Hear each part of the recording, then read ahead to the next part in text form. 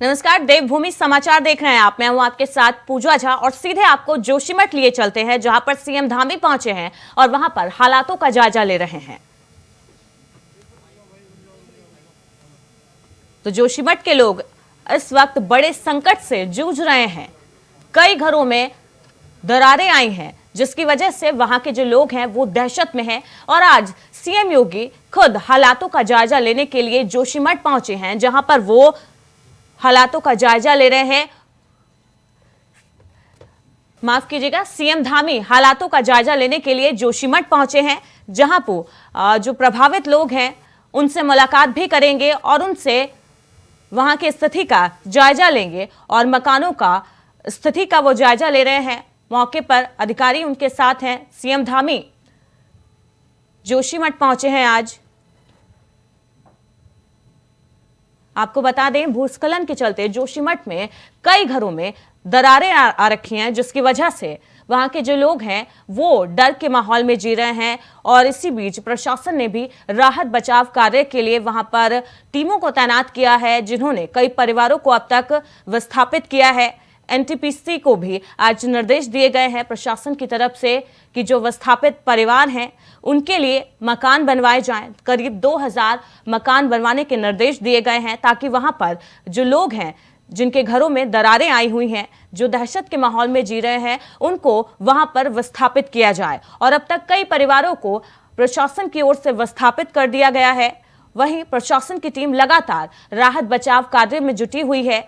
खुद सीएम धामी आज हालातों का जायजा लेने के लिए जोशीमठ पहुंचे हैं, जहां पर वो जो प्रभावित परिवार हैं, जो इस संकट से जूझ रहे हैं, दहशत के साए में जी रहे हैं, उनसे सीएम धामी मुलाकात कर रहे हैं। उसी की ये तस्वीरें हैं। जोशीमठ में आज सीएम धामी पहुंचे हैं और जो प्रभावित, जो इस संकट से जूझ रहे हैं, उनसे मुलाकात कर रहे हैं सीएम धामी और उनसे हालातों का और जो स्थिति बनी हुई है उसको लेकर पूछताछ कर रहे हैं, जायजा ले रहे हैं सीएम धामी।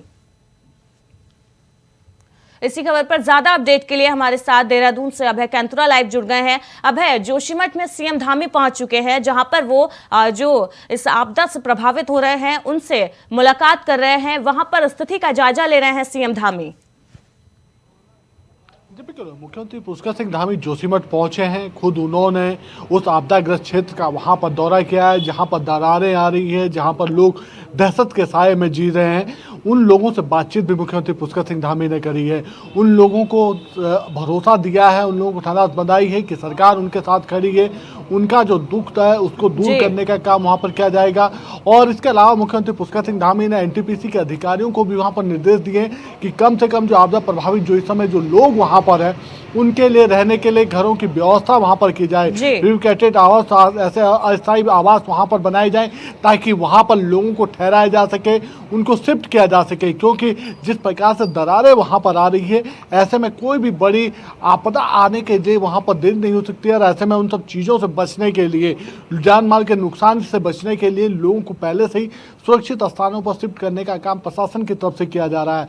तो ये कह सकते हैं कि मुख्यमंत्री की तरफ से आज इस अपने दौरे में लोगों को आश्वासन दिया गया है कि सरकार उनके साथ खड़ी है और अधिकारियों को निर्देश दिए गए हैं कि वो लोगों की जो राहत बचाव काम में जो अधिकारी जुटे हैं, कर्मचारी जुटे हैं, उनको तत्परता के साथ काम करने की आवश्यकता है, ताकि लोगों को जल्द से जल्द वहां पर बचाया जा सके और उनको सुरक्षित स्थानों पर शिफ्ट किया जा सके। बिल्कुल अभय, लगातार प्रशासन की तरफ से आश्वासन दिया जा रहा है जो प्रभावित परिवार है कि सरकार उनके साथ है और सरकार की तरफ से हर संभव मदद उनको दी जाएगी। अब तक कितने परिवारों को वहां से विस्थापित किया गया है और क्या क्या मदद प्रशासन की तरफ से परिवारों को दी जा रही है, वहां के लोगों को मिल रही है?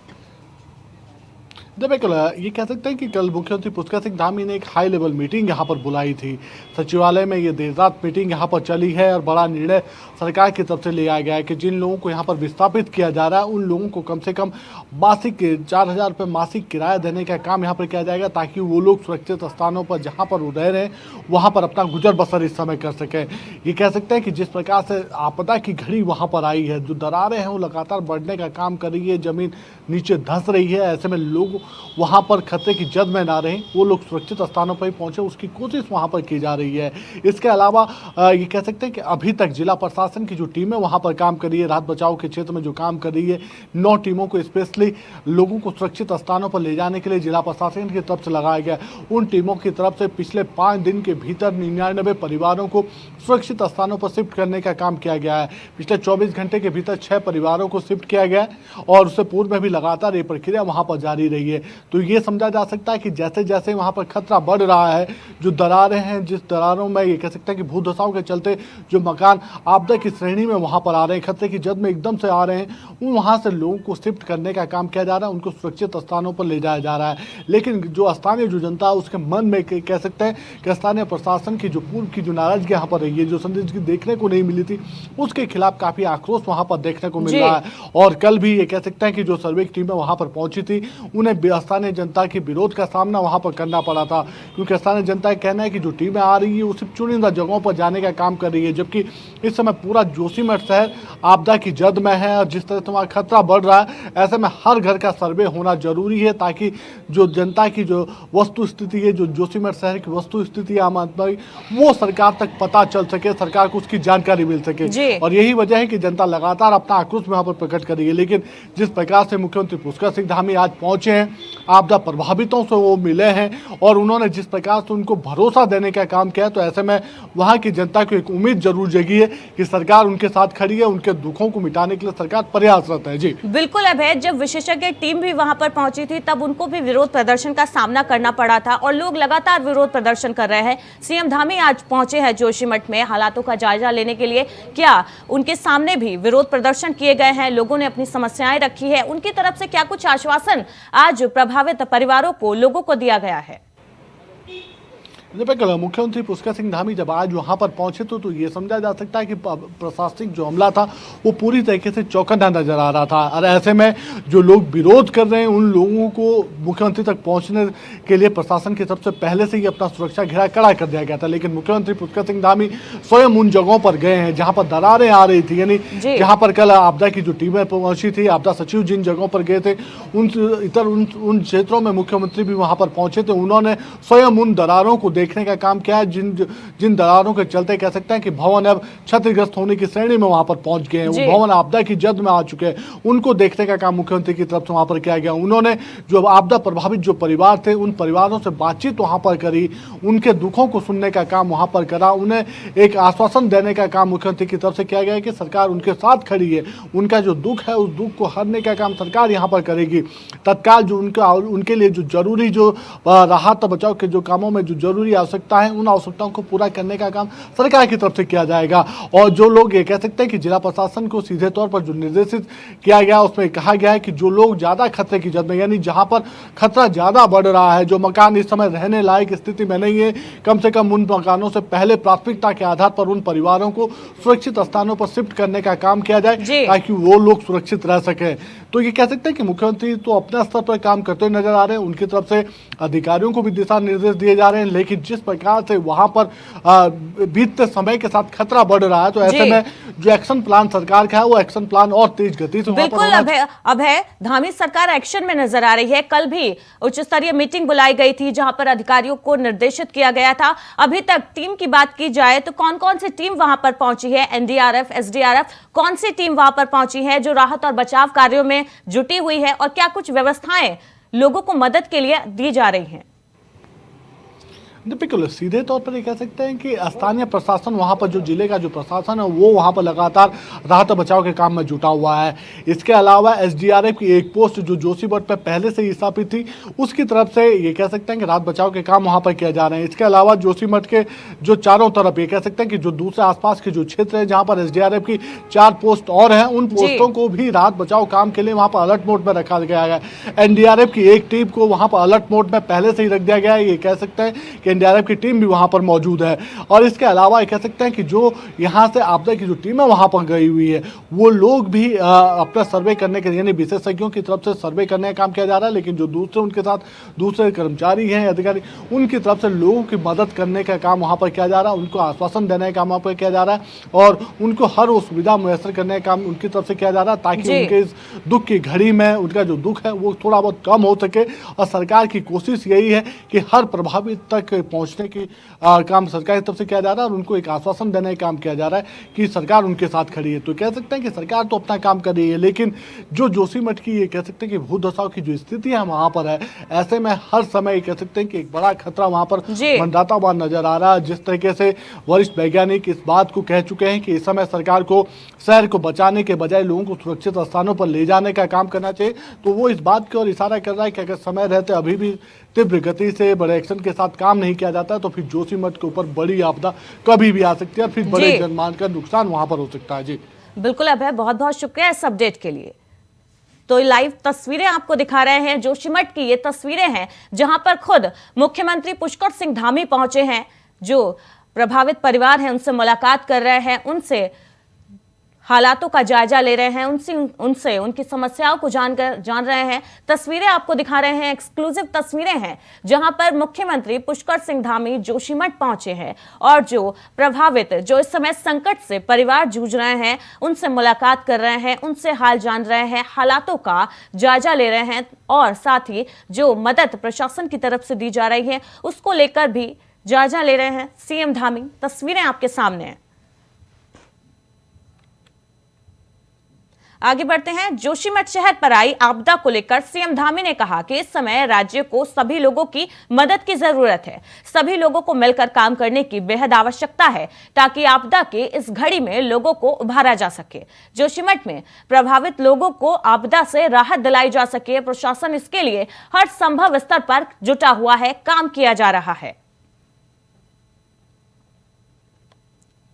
तो जोशीमठ आपदा पर सीएम धामी ने कहा है कि सभी लोगों को इस समय मिलकर काम करने की जरूरत है ताकि जो परिवार संकट में है उनकी मदद हो सके। सभी लोगों को मदद करने की जरूरत है ताकि जो इस आपदा से प्रभावित लोग हैं उनकी मदद की जाए और उनके दर्द को बांटा जा सके।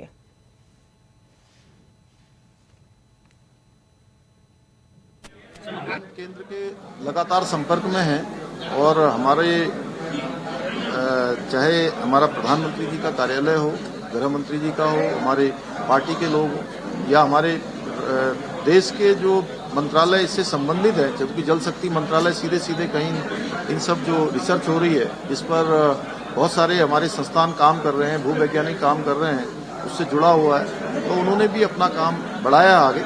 और निश्चित रूप से आज हमें सभी की आवश्यकता है और सबसे बड़ी बात है कि जोशीमठ शहर जो हमारा पौराणिक रूप से, सांस्कृतिक रूप से और मैं कहूँ कि देश की सामरिक रूप से भी बहुत महत्वपूर्ण शहर है, उस शहर को भी बचाना है। वहाँ के लोगों की जो अभी जरूरी सहायता है, जो एक जोन बन गया है, उस जोन से उनको सुरक्षित बाहर करना है, बाहर निकालना है, उस सभी काम पर हम लोग लगे हुए हैं। मैं भी अभी स्वयं वहीं जा रहा हूँ, अन्य लोग भी लगा रहे हैं। लगातार हम इस पर मॉनिटरिंग कर रहे हैं, लगातार सबसे समन्वय कर रहे हैं। केंद्र के लगातार संपर्क में हैं और हमारे तो सीएम धामी आज जोशीमठ पहुंचे थे जहां पर उन्होंने लोगों से मुलाकात की है जो समय संकट से जूझ रहे हैं, उनको मदद का भरोसा सीएम पुष्कर सिंह धामी ने दिया है और साथ ही यहां पर लोगों से भी अपील की है जो उत्तराखंड के लोग हैं कि इस संकट की घड़ी में सभी लोगों को मिलकर काम करने की जरूरत है, सभी को एक दूसरे की मदद करने की जरूरत है ताकि जो परिवार इस समय आपदा के संकट से जूझ रहे हैं उनकी मदद हो सके, उनको राहत मिल सके।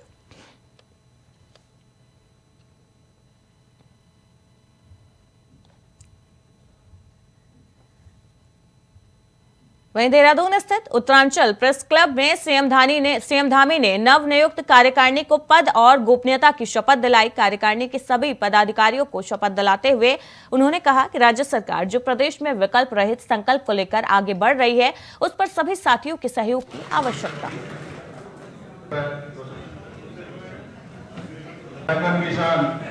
उत्तरांचल प्रेस क्लब की नई कार्यकारिणी का शपथ ग्रहण हुआ है। मैं पूरी कार्यकारिणी को बहुत शुभकामनाएं देता हूं, बहुत बधाई देता हूं और जो हमारा संकल्प है विकल्प रहित संकल्प, वो विकल्प रहित संकल्प उसको आगे बढ़ाने के लिए मैंने सारे अपने पत्रकार मित्रों से, पत्रकार बंधुओं से सबसे मैंने अधिकार पूर्वक कहा है कि जब राज्य की स्थापना दिवस का 25वां वर्ष मनाया जा रहा होगा, रजत जयंती वर्ष मनाया जा रहा होगा, तब हम देश के श्रेष्ठ राज्यों में शामिल हों। उसमें सभी पत्रकार बंधुओं का भी बहुत बड़ा योगदान होने वाला है हर दृष्टि से, तो वो सब भी इस दिशा में सरकार का, उत्तराखंड की जनता का सबका सहयोग और समन्वय लेकर हम लोग इस दिशा में आगे बढ़ेंगे। मेरी सभी को हार्दिक शुभकामनाएं। जोशीमठ के शंकराचार्य स्वामी अविमुक्तेश्वरानंद सरस्वती ने बॉलीवुड फिल्मों और सीरियलों में दिखाई जाने वाली धर्म विरोधी गतिविधियों को रोकने के लिए धर्म सेंसर बोर्ड बनाने का निर्णय लिया है, जिसमें खुद शंकराचार्य समेत 10 लोग शामिल होंगे। बोर्ड हिंदू फिल्म और सीरियल में हिंदू धर्म और संस्कृति को लेकर विवादित डायलॉग, पात्र को तोड़ मरोड़ कर दर्शाए जाने वाले तथ्यों की समीक्षा करेगा। तो स्वामी अविमुक्तेश्वरानंद का बयान सामने आया है, जहां पर उन्होंने धर्म सेंसर बोर्ड बनाने का निर्णय लिया है। उन्होंने कहा है शंकराचार्य समेत 10 लोग इस सेंसर बोर्ड की समिति में शामिल होंगे। जो फिल्मों में जो पात्र दिखाए जाते हैं धार्मिक, उनको तोड़ मरोड़ कर पेश किया जाता है, उनके खिलाफ वो ये सेंसर बोर्ड बनाएंगे और इन तथ्यों की, उन दृश्यों की, उन डायलॉग्स की, उन पात्रों की वो समीक्षा करेंगे।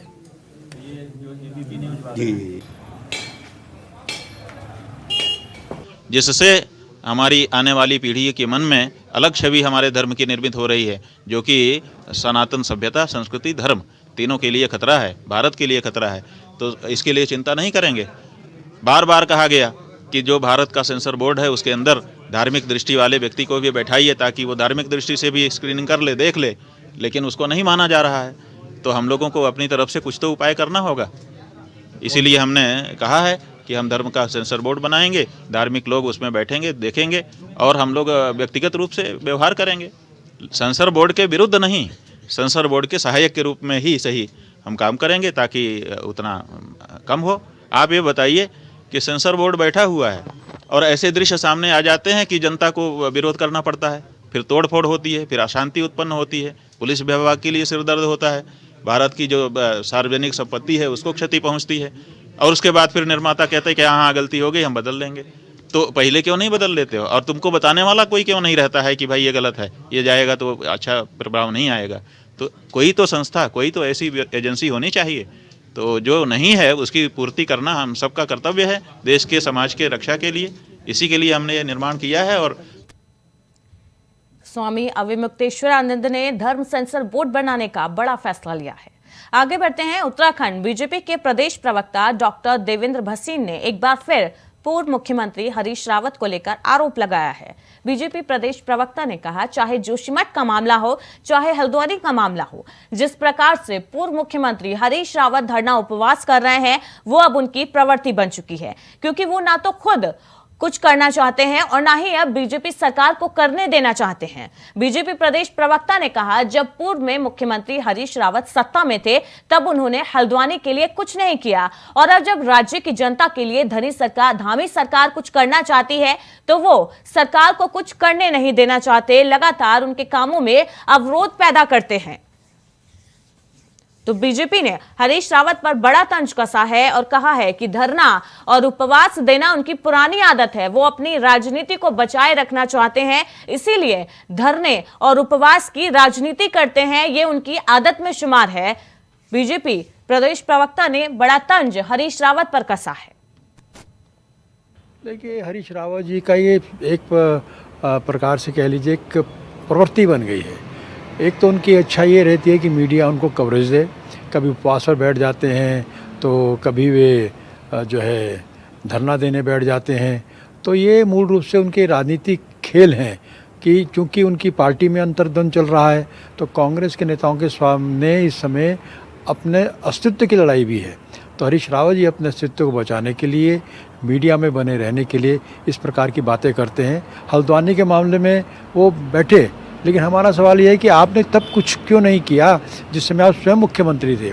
हमारा उनसे सवाल है कि केंद्र में कांग्रेस सरकार रही है, प्रदेश में कांग्रेस सरकार रही है, तब आपने कुछ नहीं किया। ना तो जिस समय सत्ता में थे कुछ करते हैं, और जब भारतीय जनता पार्टी की सरकार आती है और कुछ कर रही होती है तो धरना उपवास करके स्थिति में भ्रम पैदा करने का प्रयास करते हैं। लेकिन अब जनता इनकी प्रवृत्ति को समझ। मसूरी में स्पोर्ट्स एसोसिएशन ने अपनी स्वर्ण जयंती धूमधाम के साथ मनाई। इस मौके पर मसूरी स्पोर्ट्स क्लब द्वारा कई खिलाड़ियों को सम्मानित किया गया। मसूरी के होटल के सभागार में आयोजित कार्यक्रम में बतौर मुख्य अतिथि पहुंचे उत्तराखंड क्रिकेट एसोसिएशन के अध्यक्ष जोत सिंह गुनसोला ने दीप प्रज्वलित कर कार्यक्रम का शुभारंभ किया। इस मौके पर मसूरी स्पोर्ट्स एसोसिएशन के 50 साल के इतिहास को लेकर लघु फिल्म भी प्रदर्शित की गई, जिसने सभी का मन मोह लिया। तो मसूरी स्पोर्ट्स एसोसिएशन की स्वर्ण जयंती कार्यक्रम मनाई गई। कार्यक्रम में कई खिलाड़ियों को सम्मानित किया गया। जोत सिंह यहां पर मुख्य अतिथि रहे। उन्होंने दीप जलाकर इस कार्यक्रम का शुभारंभ किया। 50 साल के इतिहास पर यहां पर एक शॉर्ट फिल्म भी प्रदर्शित की गई, जिसने सभी का मन मोह लिया।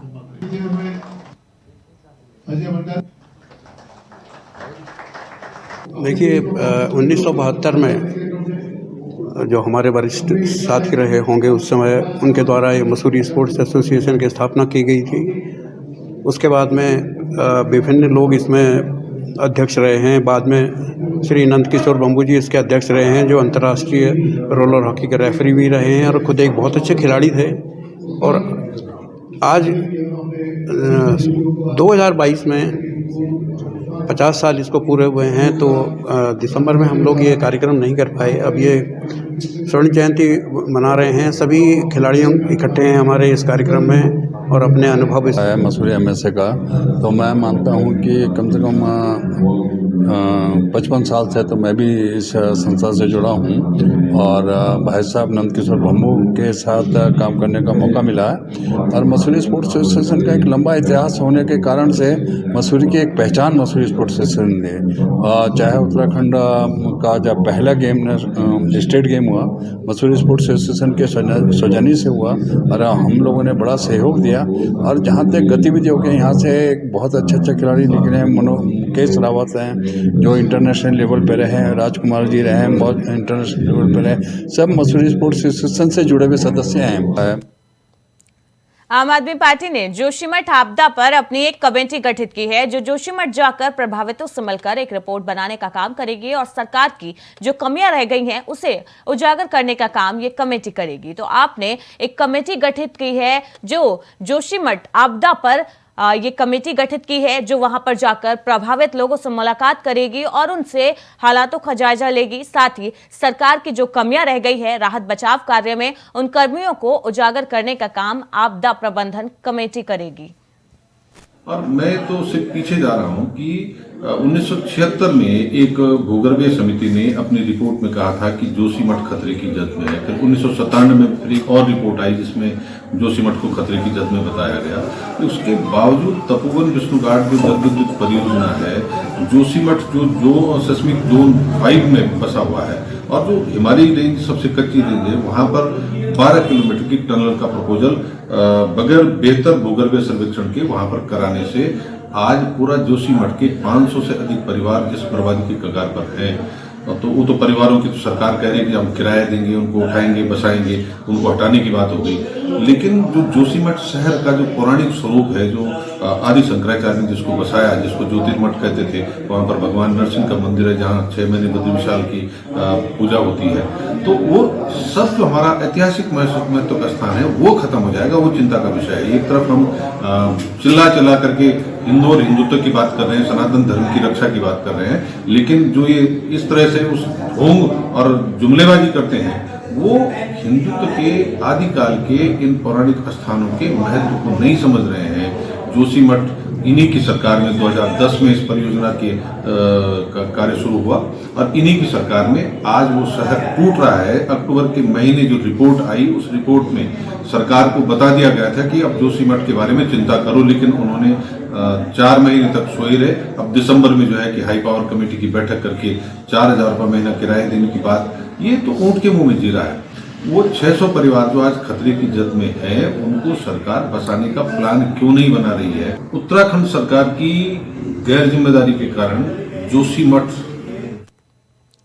तो जोशीमठ आपदा पर आम आदमी पार्टी ने कमेटी का गठन किया है जो प्रभावितों से मिलकर उनसे मुलाकात करेगी, हालातों का जायजा लेगी। साथ ही जो राहत बचाव कार्य में सरकार की तरफ से कमी रह गई है, उन कमी को उजागर करने का काम आम आदमी पार्टी करेगी। बुलेटिन में फिलहाल इतना ही। लगातार खबरों के लिए देखते रहिए इंडिया वॉइस।